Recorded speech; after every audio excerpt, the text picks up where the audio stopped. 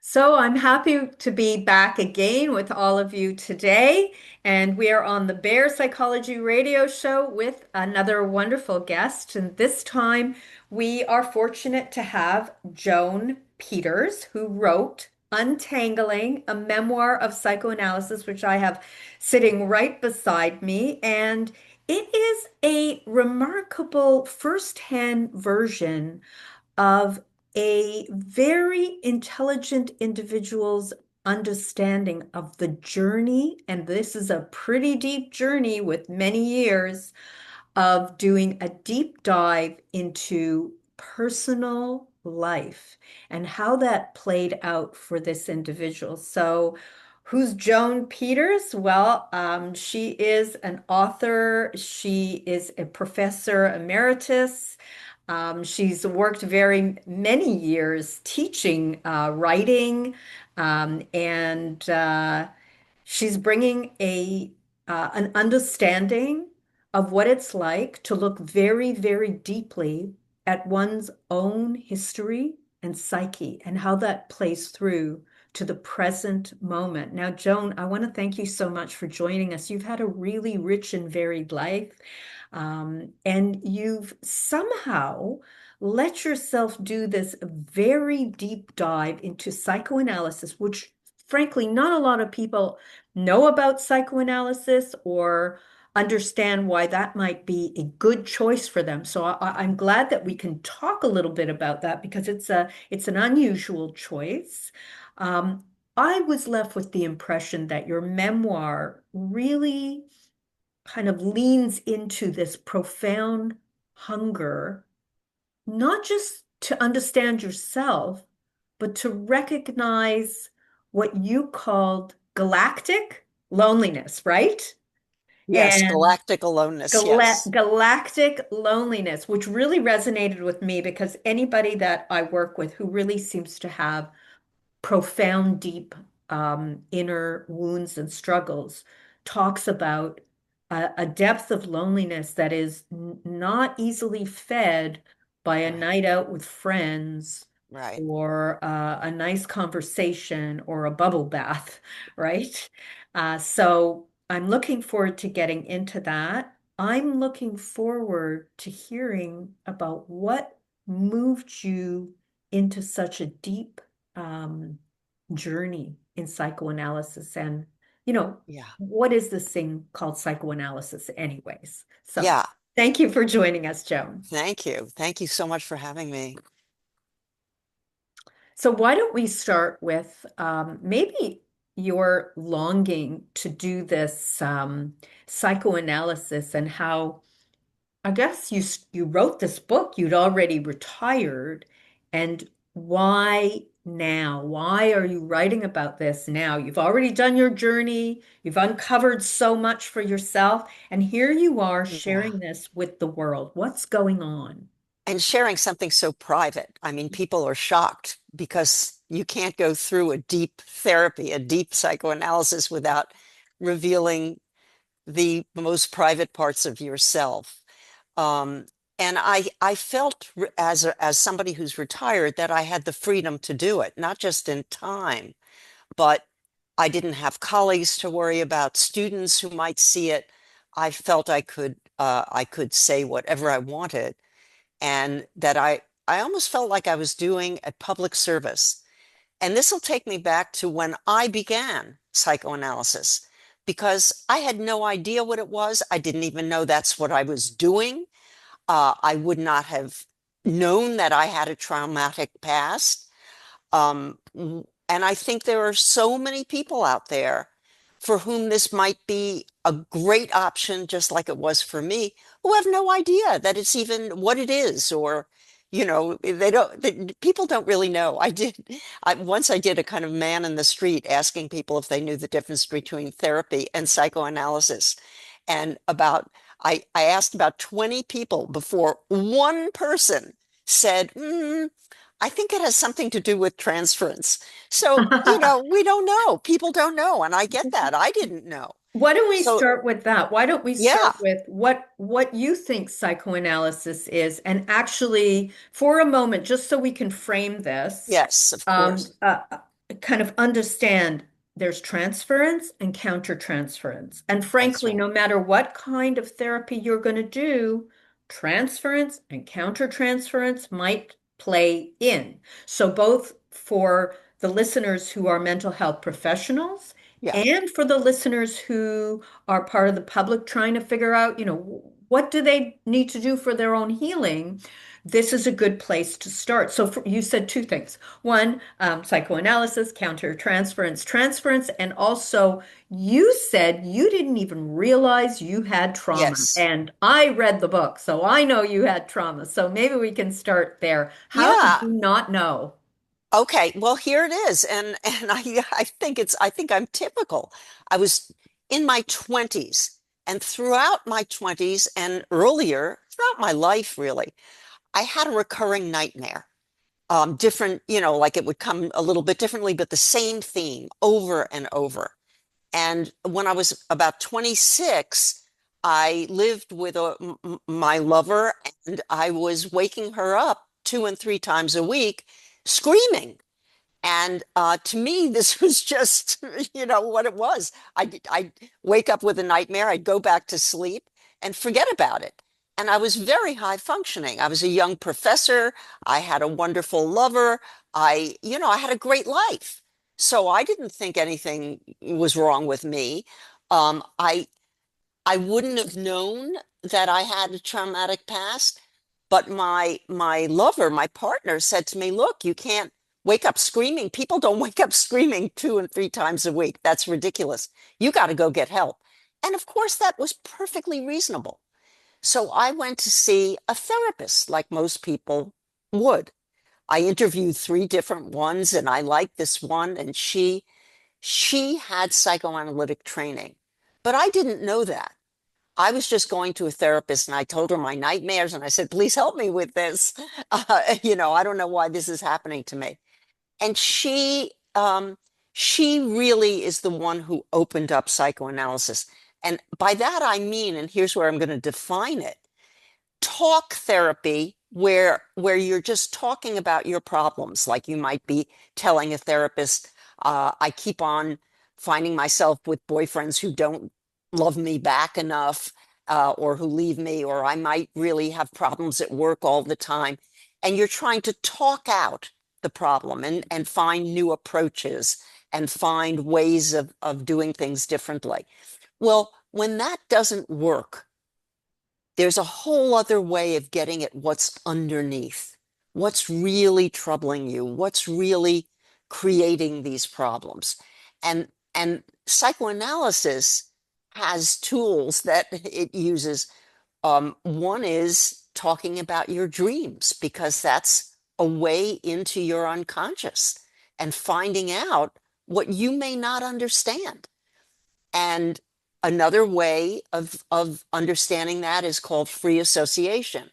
I mean, these are the things that Freud developed. Um, and free association means you just say whatever comes to your mind. You don't have to be talking in a logical way, the way we are right now. Just whatever comes up. And from putting together these various things that are spontaneously and deeply connected for you, even though you might not see the connection, these psychoanalysts can begin to piece together. You used a term in another show. It's all like detective work. And I call it Sherlock Holmes. My first analysis was like Sherlock Holmes. She put together these spontaneous things that I would say one after another that didn't seem to me to have a connection. She would interpret this dream that I kept having over and over, a terrifying dream, where people would come and grab me and stick a needle in my arm, and then I wouldn't have the strength to fight them off. And what was that? What was that all about? And then finally, there's transference and countertransference, which is you begin to develop feelings about this person who's helping you. And those feelings in themselves can reflect, usually do reflect, the relationship that the troubled relationship that you had as a child. That's where the trauma comes up. And again, your analyst can begin to help you understand those feelings. The Um, remarkable thing in your book is that in both cases, you did have two very competent yes, clinicians who were able to go yes, the distance. that's And right. even though transference and countertransference would have come up in both cases in different ways, Yes, there's some moments with your second analyst, Christy, that was quite profound. But it seems to yes, me that with Lane there was transference as well, yeah, and yeah, definitely. I think that, from a clinical perspective, and because I tend to work with complex trauma quite a bit, it's very easy to even from a clinical perspective, because clinicians are just human beings, Yeah, wearing these very particular hats. If they haven't done their own work, their own journey, it is very easy for the clinician to not be able to go the distance that's and right. stay connected That's right. when the road gets really rough. That takes a certain Absolutely. kind of sturdiness. So you were really fortunate that you were working with well-trained and capable clinicians, people who had done That's their right. own work. Something unique about psychoanalysis is that psychoanalysts must do their own analysis as part of their training. Yeah. So, do you think that that helped them to be as competent as they needed to be to go the distance with you? I think it's essential that you cannot possibly do psychoanalysis if you haven't been psychoanalyzed yourself, because you have your own issues to work out, and it's such intimate work that if you haven't done that, you might not know. Well, for example, my second analyst, writes the afterword to the book in which she describes how difficult it was for her to have a barrage of anger coming at her, and that anger was really about it was childhood anger towards my parents, who really were quite neglectful, unbeknownst to them. They were innocent, but they had had themselves. My mother was a widow at 26 with two little children. She had grown up in a impoverished household. She couldn't cope. So Mhm. there she was. I had just been, my father was diagnosed with cancer when I was born, and she really was in a terrible depression and panicked about how to keep us fed and clothed. Right. So She was going through her own trauma, and it sounds like she was a yeah, parent who herself was so badly injured by life, she couldn't parent in the way that a child needs for a that's safe right. and meaningful That's right. experience. But going back for just a minute to transference, counter transference, I want to make this clear to our wonderful listeners. Um, so there was something that really struck me in the book. You wrote um, about transference and countertransference, and what stood out with you and your second analyst was you experience abandonment in your Yes. life and a lack of love. And Yes. whenever Christy would demonstrate any kind of coldness or That's right. withdrawal, it evoked in you abandonment. And with Christy, interestingly enough, she at some point revealed this to you, that her trauma was engulfment. That's right. And so that would be countertransference. So in That's that right. case, you'd be in this position where your own clinician and you are spiraling around your own historical wounds. That's And right. it played out in a very I think magical way, because Yes. probably it was incredibly healing for Christy as well to That's work right. with you clinically. That's right. Because if I got, remember, this is something I'm discovering, but even if she was just misattuned for a moment or a session or two, or she had some preoccupation in her own life, like when her husband got very, very sick, anything like that would make me needy. And I would be kind of grabbing onto her for more reinforcement and encouragement and closeness at a moment when she needed, because of her engulfment, because she had a very overwhelming mother who was on her all the time. She would, not even beknownst to her, push me away a little bit. And that would cause this fury on my part. And So, again, this is how she puts it, is your whole emotional history is working out in the relationship with your analyst. So the two of us, all of this is wonderful in the sense that it's bringing up the emotions that I have not yet worked through, and to some extent that she hasn't completely worked through. And we're doing this, but of course she is in control and she is an excellent analyst.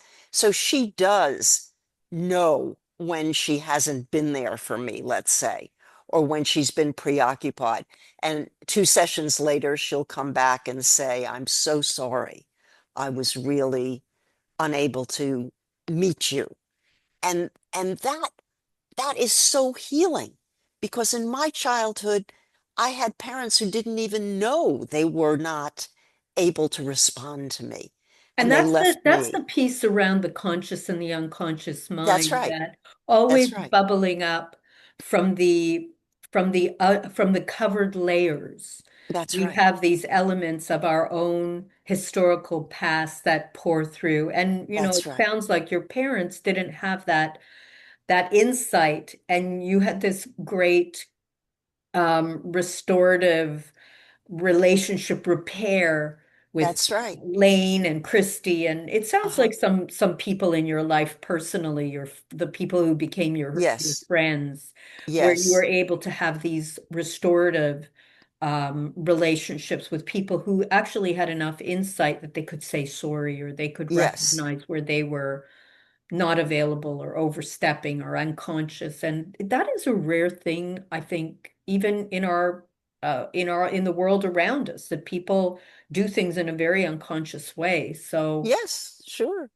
And what you is have to know that maybe, this friend didn't call back because she had something else going on for her. Maybe it has nothing to do with the way you're taking it, which is she doesn't love me anymore.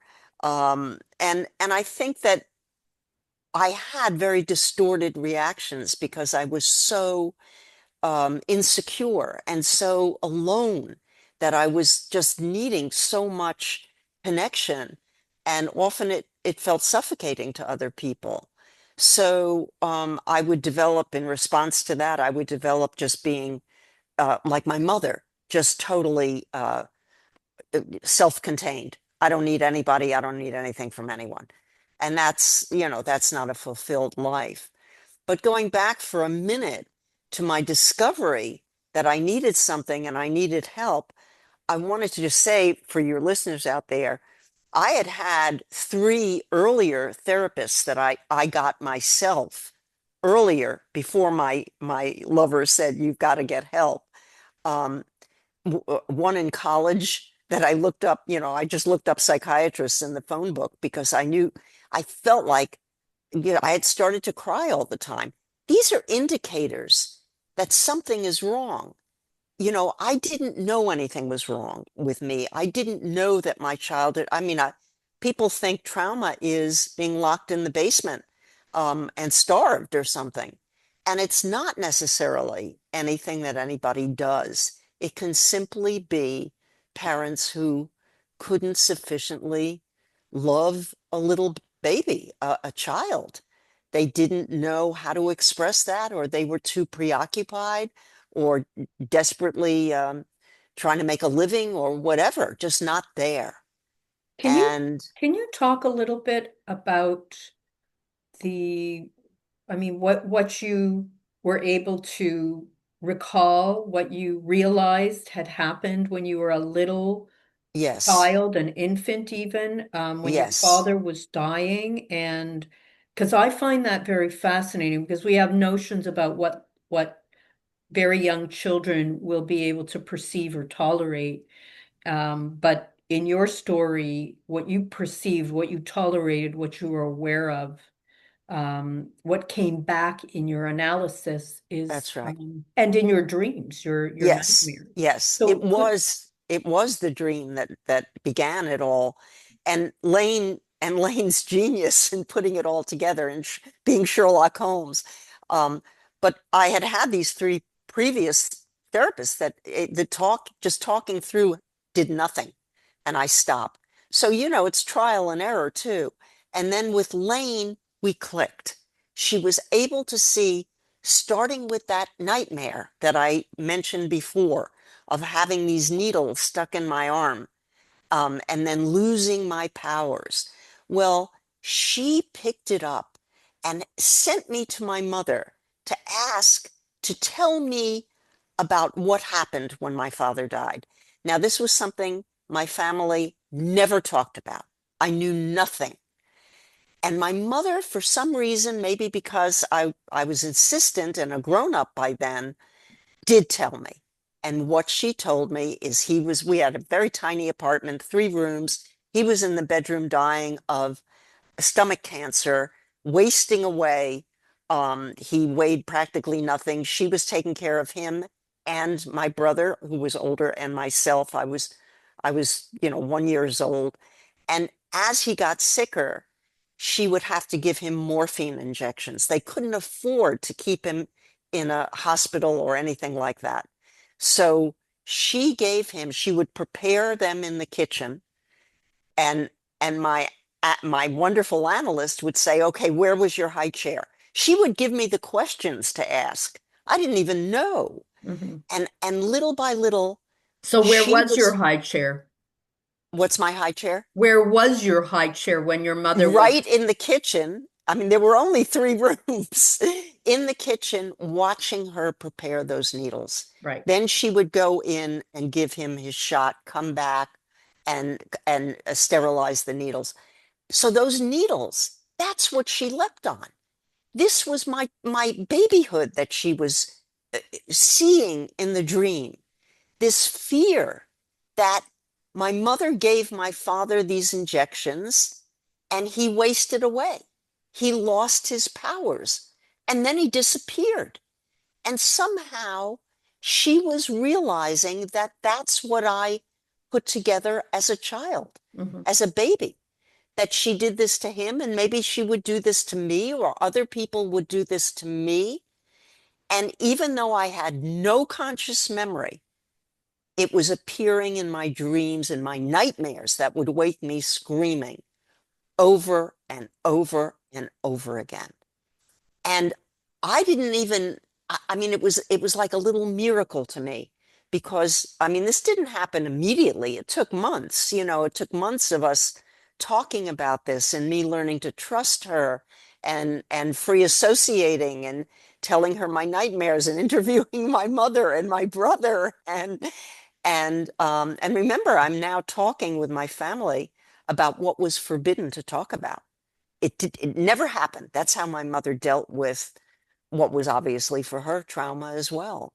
She was a very young woman, 26 years old, dealing with babies and a dying husband and no help, none, and And and so no money. that's an interesting part of the story as well, and it Yeah. speaks to the childhood, the neglect within her family, not just on her side, Yes, but on your father's side, your biological father's that's side right. as well, that nobody Helped her. showed up in that tiny apartment.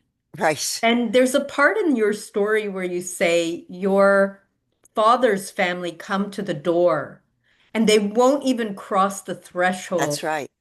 Can That's you right. talk a little bit about that? Yeah, well, I mean, what came out as I was asking my mother these questions was, in a sense, her experience of it, because she was telling me everything. And I had never seen this woman cry. My mother was cold and self-contained and tough. And she just sobbed and sobbed and sobbed, telling me how his family would come to the door, come from Brooklyn, long way into where she lived, and just want to know how he was, like give us the report, and then they left. They told her they would take care of her financially when he died, because until he died, he was getting a little money from his business partner, and she was able to cope. When he died, they backed out completely and they didn't call her, they didn't come near her, they didn't give her a cent for the children that were their blood, you know. And her sister would come and pick us up and take us to her house. Not my mother. She would, you know, she was working, but during this period of illness and you know, before she actually worked, before he died, she was taking care of him.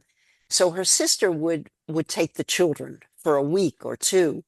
But as little babies, little kids, we didn't know why we were taken to our aunts. We didn't know what we were doing there. We didn't understand our father was dying. Nobody told us anything. You know, it was the sort of prevailing philosophy of that time period that if you didn't tell you, the children were fine, they would be okay. Just don't talk to them about anything difficult. You know, so it could be that you could have a dying parent, and if it was handled lovingly and openly and appropriately for a child, it needn't have been trauma. It would have been sadness and loss. But in my case, it was trauma because my mother had no help. She was frantic. She was depressed. She didn't explain anything to us.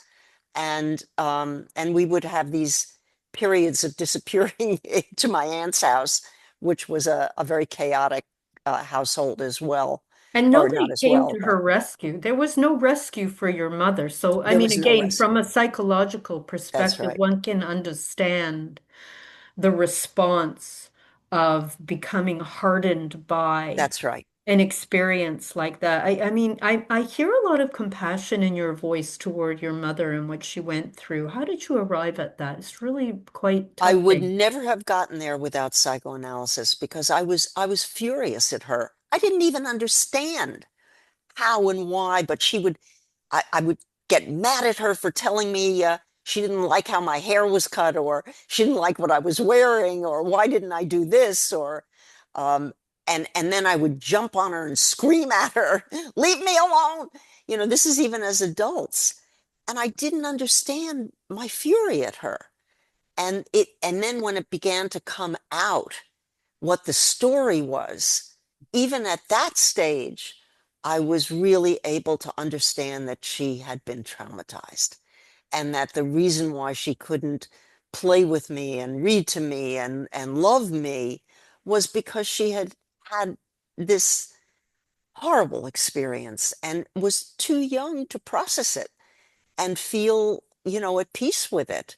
And And I nothing think, really changed that for her. I mean, it's interesting because you right, said you wrote in your book that at age 33, um, the injury was more about your mother than of anything else. Your mother yes, accuses you of being angry when you go out to dinner, yes, and you say to her, "Do you have any idea how angry you were throughout my childhood? Do you even know that's that you right, never touched me? You never that's right, held me?" And then that's right. shockingly, Yes.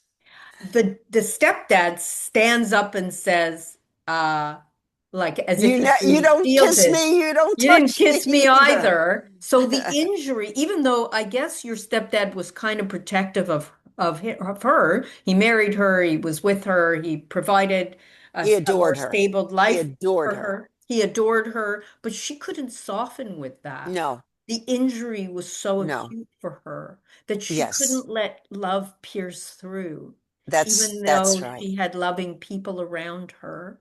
Yeah, It's a tragedy, this little it is. child, you know, remembering that she hadn't been kissed or hugged by a loving parent when you're crying at night, and then Right. recognizing in your stepfather, oh, she didn't kiss him either. Right. What was that But I moment do like for want to you? say, first of all, my mother was a very efficient mother and she had a stable household. And if things got really gnarly, I could turn to her. She's a very responsible person. So I did get from her and I got her strength, the perseverance. She was also very funny. You know, she had other aspects. It's always a mixed bag. You know, she wasn't uh, uh, totally just cold and removed. But um, I think for me, one of the most important things in my childhood was my loving brother. He was 5 years older. He did love me. And I want to say my mother did love me, but not expressively. She couldn't express it. Mhm. And he could. And he was a great solace to me. And I kept him in my heart always as a way of coping. So there was that. And I had my cousin Shirley. You know, I had other relatives, not too many, but a couple that I could turn to for hugs and sweetness, and that helped.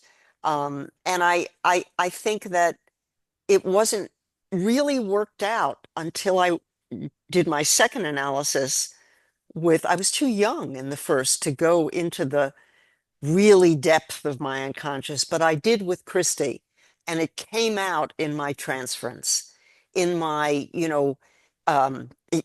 really inexplicable angers towards her, or sensitivity if she withdrew even a little bit, or didn't give me exactly what I needed in that moment. And that's how I began to see what that little child sitting in that high chair was feeling, how desperate, how frightened, how needy. Um, those were all the emotions of my childhood. And as I worked them out, as they came out in my response to Christy, I was taken back to the moments I felt them as a child. Like, for example, on a weekend, I would get horribly depressed on Sundays. Why? Because Sunday was when the family was home. And what that meant in my family is, let's say I'm 6 years old, 7 years old. I'm just sitting alone in my room. Nobody's planned a day. Maybe you go to a zoo or, I mean, when my little girl was 6, we always had fun things. We played games. We took a walk. We went to the park. We went to the swimming pool. We did things together as a family and then cooked together. Well, in my home, nobody did anything together. Mm. And as a child, I the way Christy put it is a child, 5 years old, 6 years old, they can't organize their own time. They don't know how to, yes, maybe there are a few who can sit alone in their room and play. And of course I did, and I read, but I was galactically alone Mm. and had no idea that what I needed was contact with my parents and to be a family, to do something together. My brother was 5 years older. He was off with his friends, of course. So I was really Your brother, alone. for some reason, he didn't have the same level of injury. Do you understand why that is? Absolutely. For one thing, he was 5 years older. Mm-hmm. So he had 5 normal years with my mother and father before my father was diagnosed with cancer, which happened when I was born.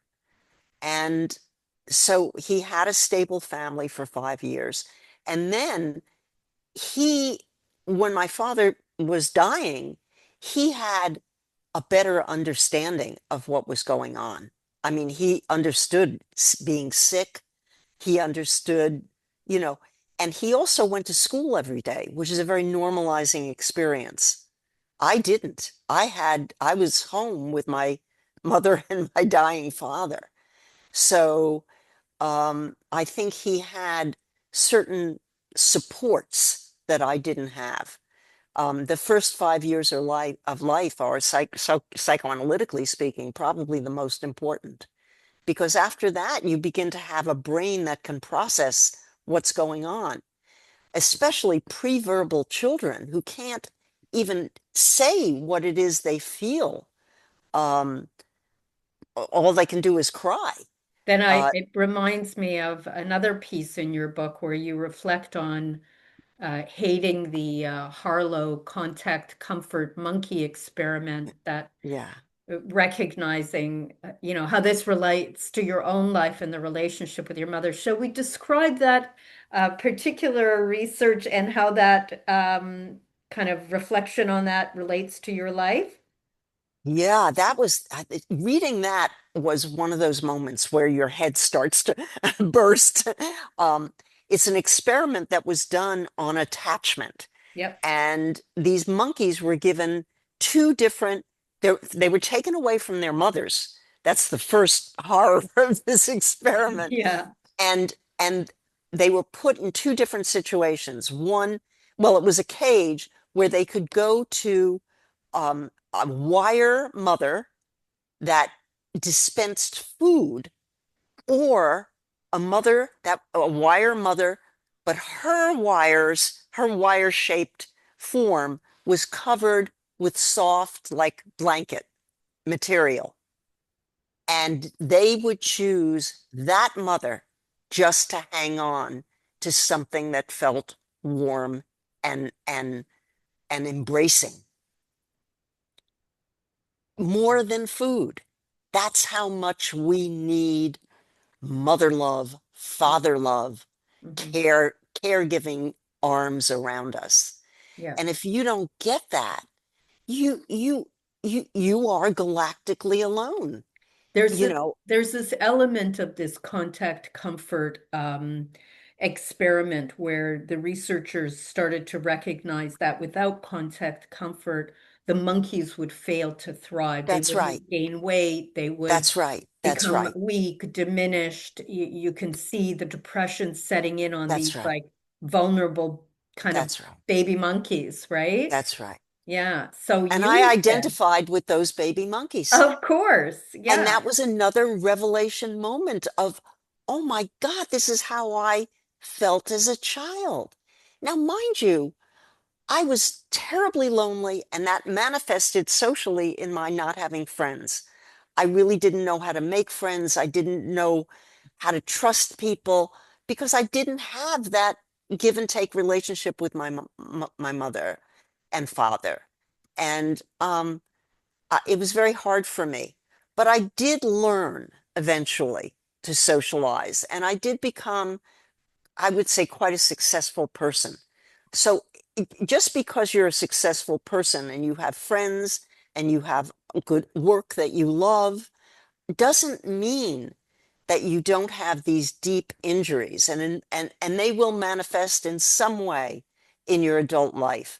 For example, for me, they manifested in nightmares, but also in a loneliness that persisted even though I had friends and a wonderful, eventually a wonderful husband I've been married to for 35 years. And um, even though I had these things, I would still have these episodes of depressive misery and loneliness.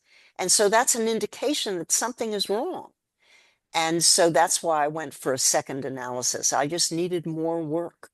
And I think for some people, there are all kinds of ways to approach trauma, but one is psychoanalysis. That's what it's there for. And for me, it was an incredibly exciting, liberating, and really absolutely fascinating life experience, and I would deeply recommend it. I think that it's available. People think, oh, well, it costs millions of dollars. Yes, it's true, but there are all these throughout America. There are these institutes that train psychoanalysts, and you can get a training analyst, someone who's not a training analyst, but someone who's in training as an analyst who has a supervisor, and their prices will be much lower and affordable. In my case, my insurance paid for it. But when I was 27 and I had very little money, um, I my first analyst, Lane, was in training, and she had to record every session that she would talk about with the supervisor. And I thought, great, I'm getting two people's help. So it was fine with me, and I paid $25 a session, and it was workable. So it's out there. Solutions are out there if people are interested. And I think, we're talking about all of this on Christmas, and I think I would just like to say, I know from a lifetime of it that Christmas is, particularly Christmas, but other holidays as well, are times when people may feel their trauma, even if they don't identify their traumatic past as traumatic, um, more acutely on holidays. And in fact, I just wrote a blog for Psychology Today. I do a blog every month for them. And this month I wrote one called The 13th Day of Christmas and how we intersect with the holidays. And it's about exactly this, how and why we are more sensitive to our deepest hurts and injuries that we might not even understand, but we feel them on the holidays. And I talk about how it was for me. And particularly, I open it up really talking about my mother, whose birthday is Christmas, Mm. and how she always felt neglected because we were celebrating Christmas and not her. But what I came to understand after my own psychoanalysis is that this is someone who felt deprived and cheated in her whole life. And so to not have her big celebration just for her, having to share it with, you know, with Christmas was a terrible experience for her. Hmm. So, Your mom was pretty galactically lonely as well then. well, she was, I would say, she was more she turned off her need for people. She had one friend in life that I was aware of and did not pursue people, didn't really talk about them or care about them. She sort of would tell me, don't rely on anyone, rely on yourself. She was a tough cookie. She had to be. Um, but I think that underneath it, sure, but she was more resentful than lonely. For me, loneliness was as a matter of fact, the first blog I ever did, which is still there, as all my blogs are up for Psychology Today, was on the kind of loneliness that lasts. How will Not, people read your psychology blog? Can you kind of tell me a little bit yeah, more you just about go that? to Psychology Today online and type in Joan K. Peters, and all of my blogs come up. And a lot of them are about what we're talking about because it's sort of like psychoanalytically speaking. And so I give a psychoanalytic spin to all kinds of issues that come up in our daily life. And how can you don't have to go to psychoanalysis. You can think psychoanalytically about, let's say you're in constant um, you're having constant troubles with your teenage daughter, as I was having when my daughter was a teenager, and the struggles seem to be repeated pattern.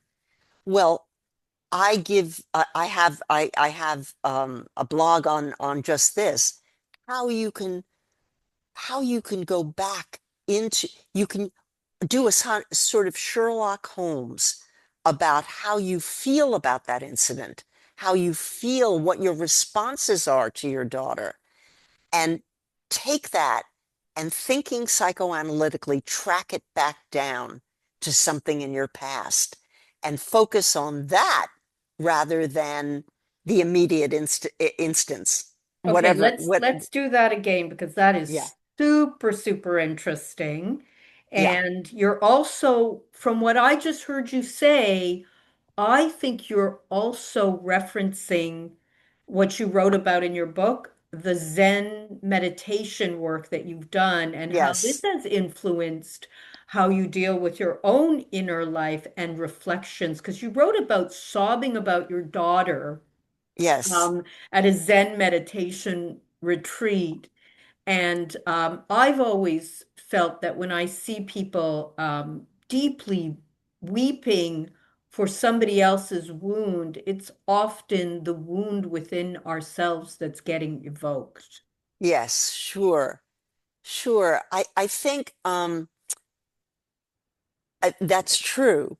That some of my angst about my daughter was the fear that she would go through what I went through of feeling unloved. And so I would, it was like I mean, wasn't aware of this, but somewhere inside me, I was desperate to make her feel loved. So I was, you know, this is not, she's now 34 years old, so it's completely different. But when she was a teenager going through that need for independence, I was very threatened by that because she would, you know, I'm doing it my way. I'm going off and being on my own, and I hate you, you know, and and that would trigger me, and I couldn't stand it. I couldn't bear. And it took really tracing that back to an understanding in my own life that it was really feeling rejected, feeling um like, what if she didn't love me? What if she didn't love me? And my issue was really, what if my mother doesn't love me? And that I was projecting all of that onto her. And what I learned is to just relax and let her have her feelings, let her be separate, and not act on my insecurity and need for her to say, um, I'll be close to you forever, or what, you know, whatever encouragement I needed. And I think I was responding really to my own wound, and not recognizing that that was part of what our mother-daughter teenage argument was about. It makes a And lot of sense. And yeah, and it could be anything. it also makes me think, what if your daughter saw or experienced you, even to some degree, the way you experienced your own mother? What if you failed your daughter the way Exactly. that would be just horrifying, given, Exactly. what you went through with your own mother. Right. And not being aware. I mean, if you knew what your issues were, you could kind of get what you need elsewhere, or stand, or if I had only known, maybe I would have said to my mother, what I need is your love. Put your arms around me, hug me. And maybe she would have, but I didn't even know. Because when you're a kid, you think, this is my family. This is how it is. You don't have, such judgment like, oh, it should be, I should get more hugs and kisses, and I should be able to sit on my mother's lap when I'm 5 years old and say, I'm really scared. You know, you don't know that. So You you didn't don't know have, that for sure. Some yeah, children really do know it, but you weren't yeah, given the permission for that, which is yeah, really stands out for me. And it's interesting. The other piece about this uh, particular psychoanalysis is the very relational element of psychoanalysis that Christy brought to you. that's right. And I believe it was Christy who encouraged you to reach out to somebody in your family. You eventually reached out to Essie, I think it was, Yes, yeah, and you learned a whole lot about how um, poor they were at handling any kind of despair, any yes. kind of loss, because Essie had a terrible loss herself and she was given some pretty horrible messages. Well, I think, and that goes, I mean, that sort of speaks to the power of family systems therapy, where you really understand intergenerational trauma. And this was Lane actually that sent me to Oh, interview. Lane. Okay. I mean, she was my Sherlock Holmes because I knew nothing about my family and my past childhood, and she sent me to interview people, and I called this woman who I had never met. This was my biological father who died. It was it was his sister's child, and so Your she was my, cousin. yes, but not that I ever knew her, because we didn't have anything to do with that family. They forsook us. And I went and interviewed her, and my way of handling psychologically my trauma of losing my father. And remember, in my little kid mind, he just disappeared. I didn't even know what death was. Just one day he disappeared. And I think the way I dealt with it was like I used the model of my mother, which is just to clam up, to not ever speak of it again, to not ever ask a question. He just it didn't happen. It doesn't exist. We moved. She married somebody else, and that was the end of that entire first 5 years of my life. So I asked this person to come and tell me about my father, and she comes and we meet in a restaurant in New York City. And she sits at the table opposite me and she said, I have something to show you. She takes out a little business card, pushes it across the table at me. I look at it, and it's my father's business card. He and his partner had a little uh, dress business for ladies' dresses, and I had never seen evidence of this man's life. And it was the first time I saw something of his. And shockingly to me, I burst into tears. I did not know I had any feelings about this man. I mean, by now I was married. I was about 38 years old. I couldn't believe it that this was all coming out, all of this incredible feeling. And that's when I began to respect the fact that even though I, like my mother, was pretty tough and starchy on the outside, uh, inside I was hurting really badly. And I had never mourned my father. Nobody ever talked to me about grief that you feel when somebody dies, or who he was, or that he loved me, or anything. So this was a powerful experience. And each of these experiences was healing, was kind of like not just one healing moment, but many healing moments. And each one was more profound and more liberating. And and finally it was Christy, the moments I had with her, that took all of my depression and anxiety away. Lane helped enormously, but I was very young, and I don't think I could have handled looking even more deeply into my traumatic past. I could go so far, and I went far enough to know what Essie told me, which is their family had lost their father. So my dead father's family, their father died of the same stomach cancer that my father had. And the mother, who was in Europe, she was a Jew living in Europe, very, very poor, left with 5 children, somehow brought them to America. She owned a little, she didn't own anything. Her business was to make the paper bags for the grocery store below where she lived, with 5 children in one room, gluing paper bags together. So they had come from such trauma that their way of a family, of handling it, was to live in a fantasy world where everything was fine. Always, everybody was healthy. They couldn't deal with any sickness. They couldn't deal with any divorce. If anything like that happened, they would just cut relations with that person. And they cut relations with my father and his widow. And she explained to me that was what they did. They were like children, she She said. had her own loss as well, Essie. Well, Essie loved my father. My father lived with her mother, his sister, and the family, and she grew up with him.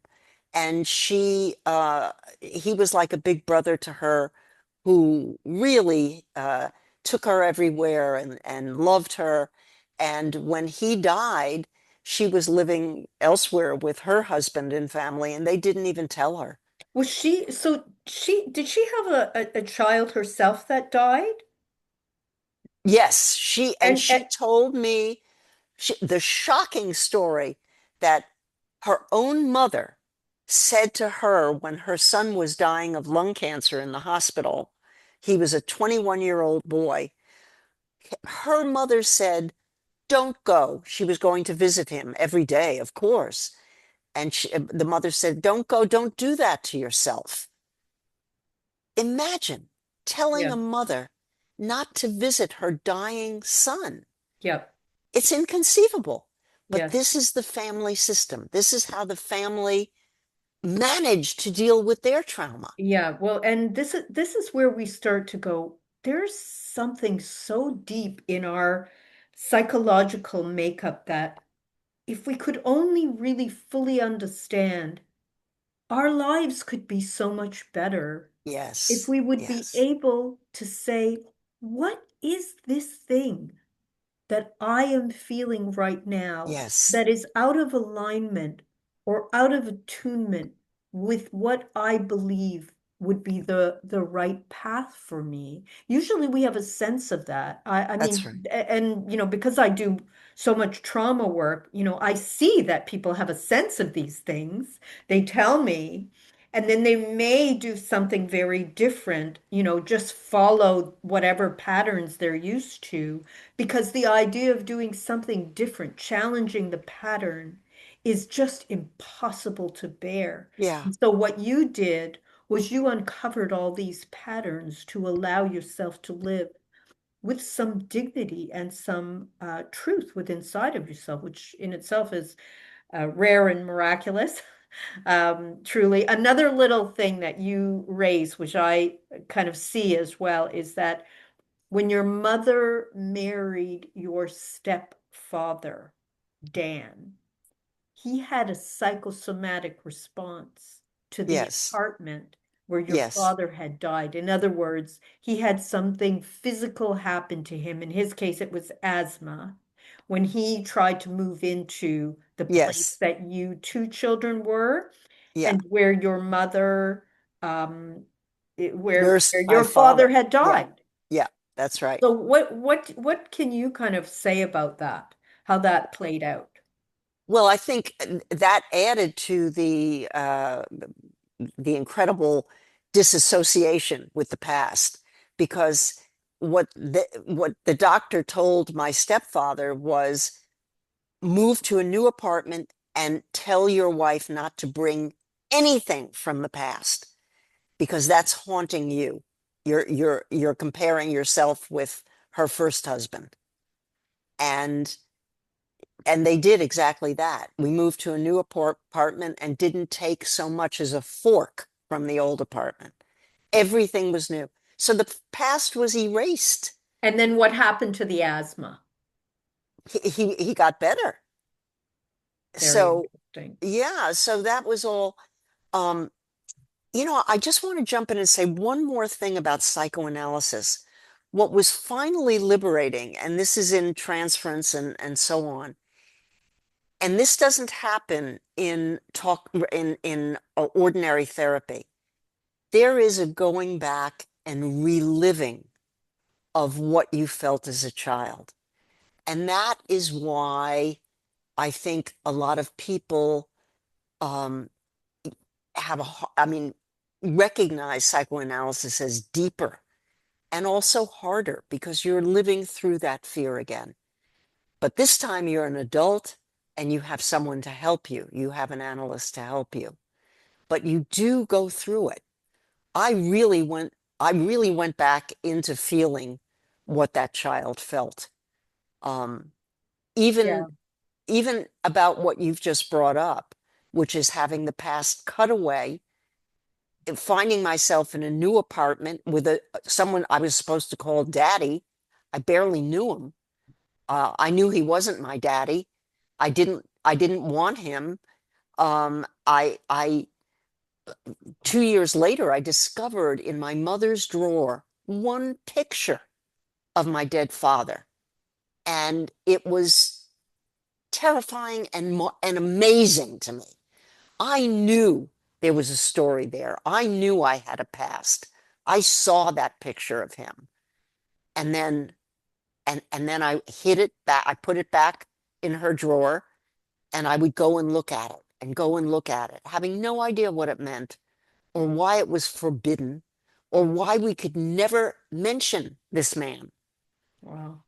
So, I yeah. want to let you know that we're going to wrap up in about a minute. Thank you, everyone, for tuning in on Christmas and spending a little bit of time with us. Our listeners, I wish you a lot of peace in your heart. And if you find yourself sitting with family and feeling that sense of loneliness, lean into it and allow yourself to have a moment with yourself so that you can show up for yourself in a way that can be nourishing for you. Joan, I'm ever so grateful that you joined us to share about your book, Untangling, a Memoir of Psychoanalysis. People will be able to find it on our blog. And I know that you got that Psychology Today blog post, so people definitely go and visit that. And I want to end with one thing from your book that I really, really loved, and it relates to your Zen meditation experiences and your teacher saying to you, feeling like an outsider is the story we create to avoid being in this Yes, world with all its loss and change. that's right. Thank you That's very right. much, Joan. I'll look forward to speaking with you again, and I hope if you write another book, you'll let us know. And be well and have a very sweet holiday season and New Year. Thank you so much. And I want everybody to know I'm actually looking forward to Christmas. So I no longer fear it. And I think it's there for everybody. Thank you It, for having me. Thank you so it much. was a pleasure. Thank you so much.